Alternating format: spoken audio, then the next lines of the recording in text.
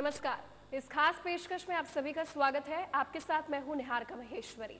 उत्तर प्रदेश की स्थिति जो लोकसभा के लिए एक पावर सेंटर और केंद्र के तौर पर माना जा रहा है, उसमें बीजेपी भारतीय जनता पार्टी जो पार्टी विद डिफरेंस का नारा लगाती है, उसका क्या कहना है। 84 कोसी परिक्रमा के बाद फजीहत और उसके बाद मुजफ्फरनगर दंगे में बड़ा नाम सामने निकल कर आने के बाद अब बीजेपी की चुनावी तैयारियां क्या है, हमारे साथ बात करने के लिए स्वयं प्रदेश अध्यक्ष लक्ष्मीकांत वाजपेयी जी मौजूद हैं। बहुत बहुत स्वागत है आपका। लक्ष्मीकांत वाजपेयी जी, खाली चेयर्स देख रहे हैं आप, इसको भरेंगे कैसे? मुजफ्फरनगर दंगा, 84 कोसी परिक्रमा को लेकर तो मीडिया में बहुत फजीहत हो गई। मुजफ्फरनगर दंगे को लेकर जो फजीहत शब्द आप लोग इस्तेमाल कर रहे हैं, शायद वो सरकारी कुप्रचार से प्रभावित होकर आप लोग ऐसा कह रहे हैं।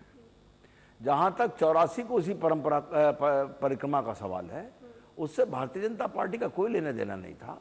वो विश्व हिंदू परिषद का कार्यक्रम था और उत्तर प्रदेश भारतीय जनता पार्टी के अध्यक्ष के नाते उस कार्यक्रम के संबंध में मुझको जानकारी जब मिली, जब ये संत महात्मा और विश्व हिंदू परिषद के लोग माननीय मुख्यमंत्री से मिलने के बाद मीडिया से मुखातिब हुए, तब हमको पता चला कि कोई कार्यक्रम उनका है। इसलिए कार्यक्रम शुद्ध विश्व हिंदू परिषद का था, संतों का था, भारतीय जनता पार्टी का कोई कार्यक्रम नहीं था। इसलिए उसके किसी दुष्परिणाम का या उससे अपना कोई लेना देना नहीं है। हमारा काम तो सरकार की कमियों को उजागर करने का है और उजागर करते करते ये भी ध्यान रखने का कि कभी हम सत्ता में आएंगे तो क्या हम उसे कर पाएंगे, तो हम उस मर्यादा में हैं। लेकिन मैं सरकार से पूछना चाहता हूं कि तुम सत्ता में बैठे हो और कोई उपद्रवी प्रदेश के किसी हिस्से में दंगा कर गया, तुम नहीं रोक पाए, तो ऐसे व्यक्ति को या ऐसे समूह को, ऐसे संगठन को सरकार में रहने का हक है क्या? 17 महीने 18 महीने पूरे हुए सरकार को, कुछ दिन हो गए। इतने दिन में 104 सांप्रदायिक उन्माद की घटनाएं प्रदेश में, जिसमें से 32 जिलों में 53 गंभीर घटनाएं, और सरकार कह रही हम कुछ नहीं कर पा रहे। और जो मेरा आरोप है पहले दिन से, ये समाजवादी पार्टी की सरकार के द्वारा प्रायोजित अशांति कार्यक्रम है, उसके पीछे का मैं प्रमाण दे रहा हूं। आप भी कह रहे ध्रुवीकरण के लिए किया? नहीं, हम बिल्कुल ध्रुवीकरण के लिए नहीं कह रहे। हम तो इसे सरकार की असफलता बता रहे हैं, अकर्मण्यता बता रहे हैं, नालायकी बता रहे हैं, निकम्मापन बता रहे हैं। हम इसे ध्रुवीकरण नहीं मानते। जनता की लाशों पर ध्रुवीकरण की कल्पना करना किसी भी राजनीतिक दल के लिए जो मनुष्यों के बीच में काम करना चाहता हो, शायद एक नीचता की पराकाष्ठा होगी। अरे मैं पूछना चाहता हूं, शामली में अब्दुल हमीद एसपी के कार्यकाल में शांति भंग नहीं, लोगों की मृत्यु हुई, हत्या हुई, कर्फ्यू लगा। मुजफ्फरनगर में 40 के लगभग लोग मारे गए। क्या सरकार जाएगी? सुन तो लीजिए, आप भी बताइए। मैं बता रहा हूं, 40 लोग मारे गए और अधिकारी ट्रांसफर केवल, और निलंबित तो केवल एसएसपी, वो भी हमारे दबाव पर है। सरकार ये बताए कि उस दिन जितने देर में सांप्रदायिक उन्माद पर काबू पाया गया, उतनी देर में मुजफ्फरनगर के अधिकारियों ने लखनऊ में किस किस से बात की, कॉल डिटेल निकाल के देना, पता लग जाएगी कि किस किस से बात हुई है। मुख्यमंत्री निवास तक से बात हुई है उस वक्त। तो फिर मेरा ये कहना है, डीजीपी का हस्तक्षेप मौके पर गए, एडीजी लॉ एंड ऑर्डर गए, आईजी लॉ एंड ऑर्डर वहां कैंप किए हुए थे, मुख्यमंत्री का कहते हैं हमने संज्ञान ले रखा था, उसके बाद घटना हो गई। और फिर जले पर नमक छिड़क रहे हैं। मुख्यमंत्री जी कल हाउस में बयान दे रहे हैं, एक छोटी सी घटना को भारतीय जनता पार्टी ने बड़ा रूप दे दिया। छोटी सी घटना, अरे 40 मौतों पर छोटी सी घटना है, तो क्या मुख्यमंत्री जी 400 मौतों पर बड़ी घटना मानोगे? शर्म नहीं आई ये बात कहते हुए उनको? कभी भी कहीं पर भी कोई सांप्रदायिक गतिविधि बढ़ती है या फिर इस तरीके की हिंसात्मक रूप देखने को मिलता है, हमेशा कम्युनल फोर्सेस का नाम सामने निकल कर आ जाता है और कहा जाता है कि सांप्रदायिक ताकत सर उठा रही है, और ऐसे में सारा दोष बीजेपी पर चला जाता है। कुछ लोग अल्पसंख्यकों के हितों की बात करते हैं, लेकिन वो ओवैसी के भाषण को भूल जाते हैं और बीजेपी सामने आ जाती है, जिसका केंद्र और राज्य लेवल पे विरोध लगातार होता है और आप अपने मुख्य मुद्दे से भटक जाते हैं। बिल्कुल हम मुख्य मुद्दे से नहीं भटके हैं। हम राष्ट्रवाद, सुशासन और विकास, उत्तर प्रदेश सरकार की खराब कानून व्यवस्था, उत्तर प्रदेश सरकार का मुस्लिम तुष्टीकरण का कीर्तिमान, ये उत्तर प्रदेश के संदर्भ में हमारी मुद्दे रहेंगे। हम उसी मुद्दे पर काम कर रहे हैं और उन मुद्दों के आधार पर चुनाव में सफल हो जाएं, इसके लिए हम अपनी बूथ की रचना उस काम पर लगे। हमने कहीं डिस्टर्बेंस नहीं फील किया है। लेकिन हमारा फिर ये कहना है, आखिर ये सांप्रदायिक उन्माद की 104 घटनाएं हैं, सब जगह अगर कोई ताकत कर रही है तो भाई सरकार क्या कर रही है? इस सरकार को रहने का हक है। और फिर बड़ी देर कर दी हजूर आते आते। मुख्यमंत्री जी कितने दिन के बाद गए? प्रधानमंत्री जी और सोनिया जी और राहुल गांधी जी कितने दिन बाद गए? और फिर प्रधानमंत्री जी जाएंगे, मुख्यमंत्री जी जाएंगे, भारतीय जनता पार्टी के नेता उमा भारती जाना चाहेंगी तो नहीं जाने दिया जाएगा। क्यों? उनके जाने से माहौल बिगड़ सकता है। इनके जाने से नहीं बिगड़ेगा। मुख्यमंत्री जी 2 दिन पहले यहां घोषणा की कि जो लोग दंगे में विस्थापित हैं उनको हम मकान देंगे, उनको मुआवजा देंगे। मेरा दावा है कि जो सूची 42,000 की बताई जा रही है, 25% सूची जेन्युइन है। जिन गांव में एक आपस का बहस मुबासा भी नहीं हुआ, वहां से भी लोग निकल के, घर ठीक है, गांव ठीक है, गांव में कुछ हुआ नहीं, लेकिन वहां से वो निकले हैं। निकलने के बाद एक टूटा बक्सा और एक खटिया ले ली, बाकी परिवार वहां रहा, 2 लोग आके शरणार्थी कैंप में। एक एक सूची का वेरिफिकेशन करा लिया जाए तो इस 42,000 में 25% सूची सही होगी, बाकी सब गलत है।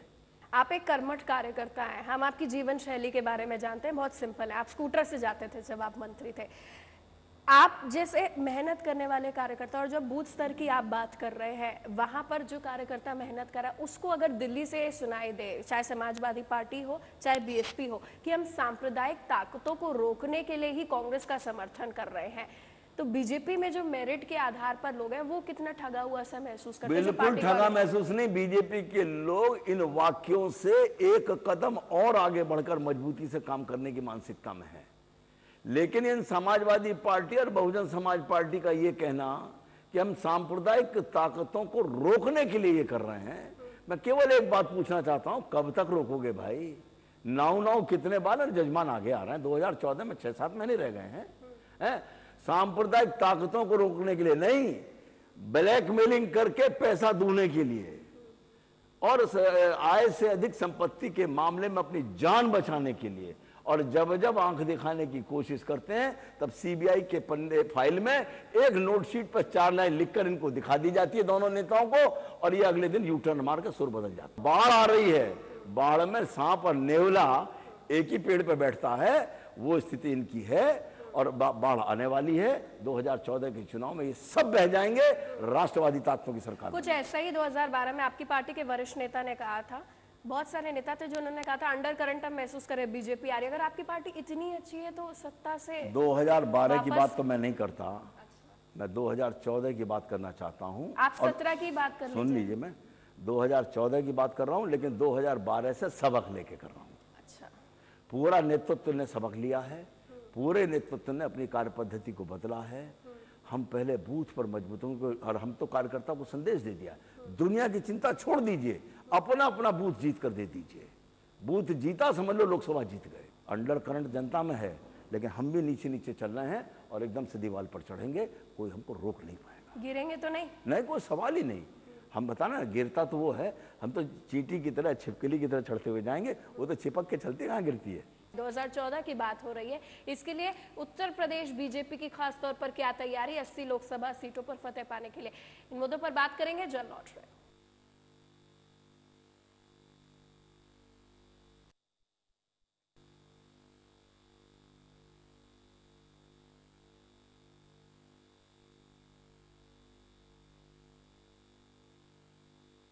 लक्ष्मीकांत वाजपेयी जी, अक्टूबर में ताबड़तोड़ रैलियां प्रस्तावित हैं।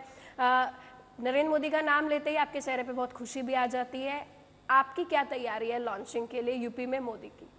उत्तर प्रदेश में आदरणीय नरेंद्र मोदी जी की जो लॉन्चिंग होगी वो उत्तर प्रदेश जैसे बड़े राज्य के कद के अनुसार, और ना भूतो ना भविष्यति लॉन्चिंग उत्तर प्रदेश में होगी। उत्तर प्रदेश में कार्यकर्ता से ज्यादा सामान्य जनता उत्साहित है। केंद्र सरकार का भ्रष्टाचार, केंद्र सरकार का आतंकवाद के प्रति लचीली नीति, उत्तर प्रदेश में महिलाओं की असुरक्षा, खराब कानून व्यवस्था, मुस्लिम तुष्टीकरण, विकास के नाम पर जीरो, सड़कें गड्ढे से युक्त, यही नहीं पता लगता कि सड़क गड्ढे में है या गड्ढे सड़क में है। इस परिस्थिति में जनता को गुजरात के विकास को देखते हुए नरेंद्र मोदी में एक आस जगी है। एक जनरल सर्वे हुआ उसी वक्त ओपिनियन पोल, 71% ने विकास के लिए मोदी को पसंद किया। तो जनता को चाहिए विकास और रोजगार। वो जब नरेंद्र मोदी ने गुजरात में करके दिखाया है, 24 घंटे बिजली दे के दिखाई है, वहां इन्वर्टर नहीं है गुजरात में, उत्तर प्रदेश में तो इन्वर्टर भी बैठ रहे हैं, बिजली तो क्या देंगे ये। ऐसी परिस्थिति में नरेंद्र मोदी जनता की आशा है। मैं एक गांव में गया, बागपत जिले के, एक बुजुर्गवार जो लठिया टेक के आए, उनका चश्मा डोरी से बंधा हुआ था। उन्होंने कहा बाबू मोदी को ले आओ, मोदी को ले आओ तो आना मत। पुरानी भाषा में कहा डिब्बे भर देंगे। लेकिन अगला सेंटेंस बड़ा कटीला कहा कि यदि मोदी को मत लाना तो भी मत आना, फिर हम अपने हिसाब से वोट करेंगे। एक बात कहना चाह रहा हूं, ये सारे दल अपना भ्रम निकाल दें। आदरणीय मोदी जी के नेतृत्व के बाद उत्तर प्रदेश में पिछले 15 साल में जो जातिवाद बढ़ा है, उसको राष्ट्रवाद मिटाने जा रहा है और जाति की लकीरें मिटने जा रही हैं। जो लोग कहते हैं कि ये बिरादरी केवल इसी पार्टी को वोट देती है, वो बिरादरी आज भारतीय जनता पार्टी को वोट करने को तैयार है। लेकिन प्रश्न है कि सुशासन और विकास और राष्ट्रवाद, भारत माता की रक्षा। आज लोग पूछ रहे हैं कि कैसे पाकिस्तानी सैनिक आकर हमारी सीमा के भीतर आकर 2 सैनिकों के सिर काट गए, 5 सैनिकों को शहीद करके हमारी सीमा के भीतर। सब मुद्दे ठीक है, लेकिन मोदी को आप ही की पार्टी के नेता नहीं आने देंगे। आप देख रहे केंद्र से लेकर तमाम प्रदेशों में। देखिए, इस भारतीय जनता पार्टी को जनसंघ से और भाजपा तक अटल, अडवाणी और डॉक्टर जोशी की तिकड़ी यहां तक लेकर आई है। वो हमारे सर्वमान्य नेता हैं।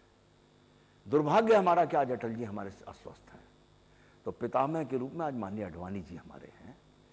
बड़े होने के नाते अडवाणी जी को जो चीज महसूस हुई अनुभव के आधार पर, वो बात उन्होंने कही। कहना भी, पार्टी में आंतरिक लोकतंत्र है, उन्होंने कही, ठीक कहा। लेकिन अंततोगत्वा जो निर्णय हुआ, उस निर्णय को उन्होंने स्वीकार किया और छत्तीसगढ़ में गुजरात की सरकार के नरेंद्र मोदी की प्रशंसा करके आए। इसलिए विपक्षी दल ये भ्रम निकाल दें कि भारतीय जनता पार्टी में कोई दरार है, कोई भेद है।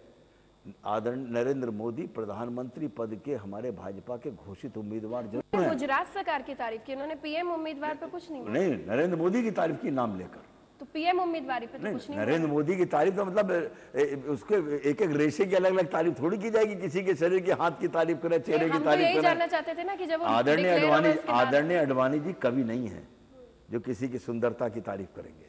आदरणीय अडवाणी जी राजनेता हैं। उन्होंने नरेंद्र मोदी और नरेंद्र मोदी जी द्वारा किए गए काम की प्रशंसा की, अर्थात देश के पीएम के लिए उसके उम्मीदवार का उन्होंने समर्थन किया। शिवराज और रमन सरकार की भी कर देते हैं। नहीं, मेरा ये कहना है जो सरकार के अच्छे काम है, क्या शिवराज जी की सरकार ने अच्छा काम नहीं किया? अरे ये उत्तर प्रदेश की सरकार अल्पसंख्यक बालिकाओं को 30,000 रुपए दे रही है। रमन की सरकार अब बच्चे के पैदा होने के बाद 18,000 रुपए जमा कर रही है। 18 साल की बिटिया होने के बाद 1,20,000 रुपए मिल रहा है शिवराज सिंह की सरकार के में, और 1,20,000 बिना जाति, पंथ और धर्म के भेदभाव के मिल रहा। बेटी बेटी एक समान, हिंदू हो या मुसलमान, इस नारे के साथ वो काम कर रहे हैं। और उत्तर प्रदेश में केवल अल्पसंख्यक बेटियों को दिया जा रहा है। छत्तीसगढ़ में जो फूड सिक्योरिटी बिल लागू है, उसकी सुप्रीम कोर्ट ने भी प्रशंसा की है। आज केंद्र सरकार अपनी पीठ थपथपा रही है फूड सिक्योरिटी बिल पर। मैं केवल एक सेंटेंस पूछना चाहता हूं, वो फूड सिक्योरिटी बिल छत्तीसगढ़ की रमन की सरकार के मुकाबले 0% भी नहीं टिकता। 167 ग्राम अन्न देंगे एक व्यक्ति को खाने के लिए, यानी 84 ग्राम अन्न एक समय में। अरे जिनके बूते पर सरकार चला रहे हो, जिनकी बात तुम कर रहे हो, वो 84 ग्राम तो सलाद खा जाते हैं रईस लोग। गरीब आदमी का मजाक उड़ा रहे हो। और उसी पार्टी के लोगों ने 2 रुपए, 5 रुपए, 12 रुपए में थाली खिलाई थी, और 2 रुपए 5 रुपए 12 की भरपेट थाली कह के गरीबों का मजाक उड़ाया था। वो राज बब्बर फिल्म में नाचने गाने का हीरो का काम करते हैं। वो कहते हैं कि बंबई में 12 रुपए में भरपेट खाना मिल जाता। उनके कथन के 12 दिन पहले लक्ष्मीकांत वाजपेयी बॉम्बे सूरत हाईवे पर थे परिवार के साथ। आपको मिला 12 रुपए में कुछ? एक खोखे पे चाय मांग ली 3 कप, 4 कप, 56 रुपए देने पड़े, और 4 रुपए वापस वैसे नहीं दिए। फुटकर रेजगारी ने 60 रुपए देने पड़े। 14 रुपए की चाय, ये कह रहे हैं 12 रुपए में भरपेट खाना। अरे शर्म नहीं आती? जनता में से निर्वाचन में जाना चाहते, अब तो निर्वाचन में चले तो सही। कहीं 12 रुपए की थाली अगर राज बब्बर के पीछे ना चिपकी तो भारतीय जनता पार्टी का नाम बदल देना, केवल 12 रुपए की थाली चिपका देंगे। लक्ष्मीकांत वाजपेयी जी, एक महत्वपूर्ण बात, अगर आप नरेंद्र मोदी की लॉन्चिंग कर रहे हैं, राज्य कार्य समिति की भी विशेष बैठक होने जा रही है, बड़े नेता को आप हमेशा इन्वाइट करते हैं, इसमें किसको इन्वाइट करेंगे? और अगर आप मोदी की लॉन्चिंग कर रहे हैं तो क्या उनको आप सिर्फ बनारस, अयोध्या, मथुरा तक ही सीमित रखेंगे कि जिले जिले तक वो जाएंगे? नरेंद्र मोदी अपनी रैलियों के माध्यम से प्रत्येक बूथ के न्यूनतम 10 व्यक्तियों को टच करेंगे। जहां जहां भी रैली होगी, और एक बूथ की बात यदि मैं कह रहा हूं तो उस बूथ का अर्थ है 250 मकान और अधिकतम 1500 वोट। हम हर गली से आदमी लाना चाहते हैं, उस बूथ के हर गांव से आदमी लाना चाहते हैं, और फिर वो यहां से सुनकर जाकर जो हम साहित्य देंगे वो वहां अपने क्षेत्र में बताएगा। गुजरात में जो मोदी की पॉपुलैरिटी, उत्तर प्रदेश में वही पॉपुलैरिटी बने या फिर उतना उससे अधिक पॉपुलैरिटी बनेगी। जिस दिन गुजरात के आदरणीय नरेंद्र मोदी जी को राष्ट्रीय नेतृत्व ने पीएम का उम्मीदवार घोषित किया भाजपा की तरफ से, उस दिन मैंने सार्वजनिक रूप से टीवी पर मांग की थी और मैंने उदाहरण दिया था कि श्रद्धेय पंडित अटल बिहारी वाजपेयी लखनऊ और गांधीनगर दोनों से चुनाव लड़े थे, दोनों से जीते थे। आप लखनऊ से लड़ाएंगे? गांधीनगर छोड़ा था उन्होंने, ठीक है जी। हमने आदरणीय मोदी जी से सार्वजनिक आग्रह किया है, हमने चुनाव लड़ने के बारे में निर्णय करने का अधिकार मेरा नहीं है, वो निर्णय करने का अधिकार राष्ट्रीय नेतृत्व का है, केंद्रीय संसदीय बोर्ड का, चुनाव समिति, वो निर्णय करेगा। जो निर्णय करेगा उसे हमें स्वीकार करना, उस पर हमें काम करना। लेकिन हमने आदरणीय मोदी जी से आग्रह किया है कि उत्तर प्रदेश का से दिल्ली का रास्ता जाता है। उत्तर प्रदेश श्रद्धेय अटल जी की कर्म भूमि थी, अटल जी उनके भी आराध्य हैं, इसलिए गुजरात की गांधी की धरती के या सरदार पटेल की धरती के साथ साथ कृपा करके अटल जी की धरती और पंडित दीनदयाल उपाध्याय की धरती उत्तर प्रदेश को भी सहकर्म भूमि मोदी जी बनाए, उत्तर प्रदेश को गोद लें, ये मैंने उनसे सार्वजनिक आग्रह किया है और मैं शीघ्र मिलकर उनसे व्यक्तिगत निवेदन भी इस बात पर करूंगा। ये खबर आ रही है कि जो मौजूदा राजनीतिक हालात, लॉ एंड ऑर्डर की स्थिति उत्तर प्रदेश में, उसमें कुछ 38 ऐसे विधायक हैं, कुछ सांसद भी हैं जो बीजेपी के टच में है दूसरे दलों के। इस खबर में कितनी सच्चाई है? मेरा तो इतना ही कहना है, भारतीय जनता पार्टी संवैधानिक मर्यादाओं में रहते हुए साम दाम दंड भेद आइदर हुक और बाय क्रुक इस लोकसभा चुनाव को जीतकर, हाँ क्रुक, राजनीति, मैंने कहा संविधान की मर्यादा में, संविधान की जो मर्यादा है वो राजनीति पे भी लागू होती है, उसके अनुसार हम सब करेंगे, दल बदल नहीं कराएंगे। निश्चित तौर पर भारतीय जनता पार्टी उत्तर प्रदेश के माथे पर जो ये कलंक लगा हुआ है कि पिछले 3 बार से हम भारतीय जनता पार्टी की सरकार नहीं बनाने दे रहे, इस बार हम उस कलंक को धो देंगे। निश्चित उत्तर प्रदेश से इतने सांसद जाएंगे कि भारतीय जनता पार्टी की सरकार बनेगा। ये मैं अति आत्मविश्वास में नहीं कह रहा हूं, मैं इतनी आत्मविश्वास की बात नहीं कर रहा हूं, अति आत्मविश्वास की, मैं यथार्थता के आधार पर कह रहा हूं। सबसे बड़ा संसदीय दल भारतीय जनता पार्टी का होगा इस उत्तर प्रदेश में।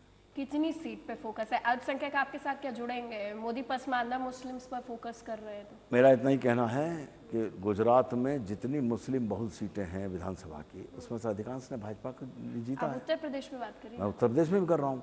हम उत्तर प्रदेश में कोशिश कर रहे हैं कि जो हमारा 58 हमारी सीटें, 2 हमारे सहयोगी दल की सीटें 60 थी, उस कीर्तिमान को तोड़। विकास की राजनीति की बात करेंगे कि वोट बैंक पॉलिटिक्स, राष्ट्रवाद, सुशासन और विकास, दिल्ली की सरकार का खेल घोटाले से लेकर कोयला घोटाला, दिल्ली के कांग्रेस के नेताओं का बटाला हाउस कांड को फर्जी बताना, आजमगढ़ में जाकर छाती पीटना, स्यापा करना, आतंकवाद वाले लोगों के प्रति लचीला रुख रखना, सेना को चीन के लोग हमारे भीतर से 19 दिन तक डटे रहे, सरकार पर जुम्बिश नहीं हुई, 5 सैनिकों को हमारी सीमा के भीतर आकर शहीद कर गए, 2 सैनिकों के सिर काट ले गए, ये बेशरम सरकार ने एक दफे भी हुंकार नहीं भरी। इन सब समस्याओं को बिंदु बनाएंगे हम केंद्र का। और उत्तर प्रदेश में तो मुस्लिम तुष्टीकरण की पराकाष्ठा है। उत्तर प्रदेश में सरकार को तो केवल मुसलमान के अलावा कुछ दिखता नहीं है, और मैं तो समाजवादी पार्टी के मुसलमानों के अतिरिक्त अन्य वर्गों और धर्मों के लोगों को इस बात के लिए सचेत करना चाहता हूं कि अरे अपनी सरकार और अपनी पार्टी की कार्य पद्धति से देखो और समय रहते सचेत हो, नहीं तुम्हारा भविष्य में अंधकार में है या सुख में है, इसका निर्णय करने का समय आ गया। मुसलमान आपसे जुड़ेगा?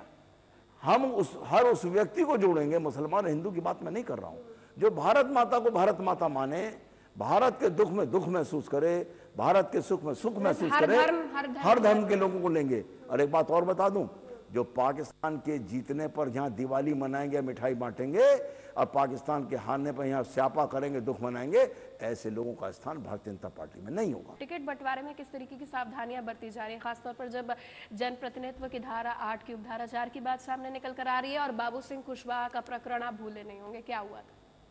आप पार्टी में शामिल करने के लिए मैंने इसीलिए अपने यहाँ बहुत दृढ़ व्यवस्था की है। शिव प्रताप जी शुक्ला हमारे उपाध्यक्ष हैं, उनके नेतृत्व में कमेटी है। 2 वरिष्ठ नेताओं की बाद में सलाह है, आदरणीय रमापति राम त्रिपाठी जी की, जो हमारे चुनाव प्रबंधन के अध्यक्ष हैं, माननीय कलराज जी मिश्र की, और उस नाम आएगा, हम परीक्षण करेंगे, जिला अध्यक्ष और क्षेत्रीय अध्यक्ष से पूछेंगे। यदि उनकी सहमति बिना आपराधिक इतिहास, बिना भ्रष्टाचार के है और उनकी सहमति है, तो हम पार्टी में शामिल करेंगे। जहां तक प्रत्याशी का सवाल है, किसी भी कीमत पर अपराधी, भ्रष्टाचारी कोई प्रत्याशी भारतीय जनता पार्टी का नहीं होगा। इसके बाद की परिभाषा होगी जिताऊ, टिकाऊ, लड़ाऊ, जिताऊ और टिकाऊ। इन 3 परिभाषा पर जो ठीक बैठेगा उसे हम टिकट देंगे। बिकाऊ नॉट एट ऑल, कोई प्रश्न नहीं पैदा होता। अगर आप कोशिश भी कर रहे हैं, यहाँ पर एसपी बीएसपी, एसपी हटती है बीएसपी आती है, उनका दबदबा, आपने खुद माना कि बीजेपी बहुत समय से सत्ता से बाहर है, ऐसे में आपके क्या प्रयास होंगे? नरेंद्र मोदी अगर हिंदुत्व राष्ट्रवादी की बात करते हैं, उनको छींक भी आ जाती है, उसका असर तमाम जगहों पर देखने को मिल जाता है। छोटे छोटे बयान को बढ़ा चढ़ा कर पेश किया जाता है, फिर आपका सुशासन का मुद्दा दूर हो जाता है, मोदी आगे आ जाते हैं। तो कैसे बीजेपी वाकई बताएगी कि हम सेक्युलर नरेंद्र मोदी केवल अगर ब्रांड एम्बेसडर हैं आज की तारीख में, तो सुशासन और विकास के। सामान्य जनता के मन में उनके प्रति और कोई छवि नहीं है। राष्ट्रवादी नेता, सुशासन के प्रति समर्पित, उसमें कोई किसी का लिहाज नहीं, और विकास के प्रति समर्पित। और जब विकास की बात नरेंद्र मोदी करते हैं, तो विकास कभी भी किसी जाति के आधार पर नहीं होता। जहां आवश्यकता वहां विकास होगा। गुजरात का उदाहरण आप देख के आइए। गुजरात में विकास हिंदू और मुसलमान के आधार पर नहीं है, जहां आवश्यकता उसके आधार पर है। यानी अभी मोदी पीएम बनेंगे? मोदी पीएम बनेंगे, क्योंकि जो पॉपुलर है जरूरी नहीं है कि वो सत्ता में हो। मेरा ये कहना है, ऐसे काल्पनिक प्रश्न का उत्तर आज देना उपयुक्त नहीं है। एक टारगेट रखकर कोई भी व्यक्ति एक टारगेट रख कर चलता है। और मोदी को मैं एक बात और स्पष्ट कर दूं, जनता ने चुना है। अब के बाद प्रधानमंत्री पद का उम्मीदवार हमने नहीं चुना। वो तो 2017 तक गुजरात में ही रहना चाहते हैं। मेरा क्या कहना है, मोदी को प्रधानमंत्री बनाया जाए, ये आम जनता की आवाज है। हमने तो राजनीतिक दल चला रहे, जन आकांक्षाओं का सम्मान किए बिना हम नहीं रह सकते, हमने उसका सम्मान किया है। ठीक, ये बात उनकी सही, वैधानिक बात है उनकी कि मैं 2017 तक गुजरात का मुख्यमंत्री, तो गुजरात का मुख्यमंत्री रहूंगा, कहां दिक्कत है। लेकिन यदि कोई परिस्थिति पैदा होगी और पार्टी आज्ञा करेगी, तो एक अनुशासित सिपाही के नाते पार्टी का आदेश उनको मानना होगा, और फिर वहां विकल्प के रूप में दूसरा मुख्यमंत्री चुना जाएगा और ये प्रधानमंत्री चुने जाएंगे। मैं ये बात निश्चित तौर पर बता रहा हूं कि इस देश का दुर्भाग्य होगा यदि इस बार कांग्रेस मुक्त भारत नहीं बन पाया। और एक बात और रिपीट कर रहा हूं, लोग का भी मैं एक बात और रिपीट कर रहा हूं। हमारे मोदी जी ने कहा था राष्ट्रीय परिषद की बैठक में कि इस कांग्रेस रूपी दीमक का इलाज भारतीय जनता पार्टी के कार्यकर्ता का पसीना है। इस बार भारतीय जनता पार्टी का कार्यकर्ता पसीने के साथ साथ आवश्यकता पड़ेगी तो इस देश को बचाने के लिए खून भी देने को तैयार है, लेकिन किसी कीमत पर अब कांग्रेस युक्त भारत नहीं, कांग्रेस मुक्त भारत बनाने के लिए तैयार है। मतलब बलिदान देने के लिए बिल्कुल तैयार है हर तरीके से। बहुत बहुत धन्यवाद लक्ष्मीकांत वाजपेयी जी हमारे साथ जुड़ने के लिए और अपनी बेबाक राय हर मसलों पर देने के लिए। धन्यवाद आपका।